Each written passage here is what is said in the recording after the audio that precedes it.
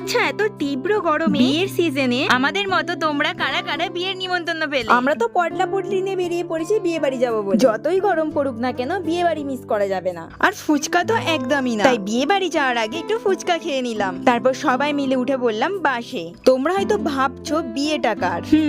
বলবো, তার জন্য তোমাদের পুরো ভিডিওটা দেখতে হবে। বাসে উঠে তো ভাগ্য খুলে গেল, কারণ বাসের জানলার ধারে সিট পেয়েছি। এর থেকে ভালো ভাগ্য আর কি হতে পারে। বাসের সিটে বসে তো আমার মনটা পুরো উড়ু উড়ু হয়ে গিয়েছিল। তারপর আর কি, প্রকৃতির ফুরফুরে হাঁ খেতে খেতে চলে এলাম প্রায় 3 ঘন্টা জার্নি করে। কিন্তু বাস থেকে নেমে আকাশের অবস্থা দেখে সবার মাথায় হাত। এই না বৃষ্টি এলো। এই কাহিল করা গরমে বৃষ্টি আসবে তো ভালো কথা, কিন্তু আজই আসতে হলো। বিয়ে বাড়িটা না পুরো মাটি হয়ে যায়। চলো, আমরা তো গুটি গুটি পাই চলেই এলাম বিয়ে বাড়ি। তোমরা কমেন্ট করে বলো ভিডিওটা কেমন লাগলো। আর হ্যাঁ, কার বিয়ে হচ্ছে, কাদের বাড়ি এসেছি, সবকিছুই নেক্সট ভিডিওতে বলবো। তো টাটা সবাইকে।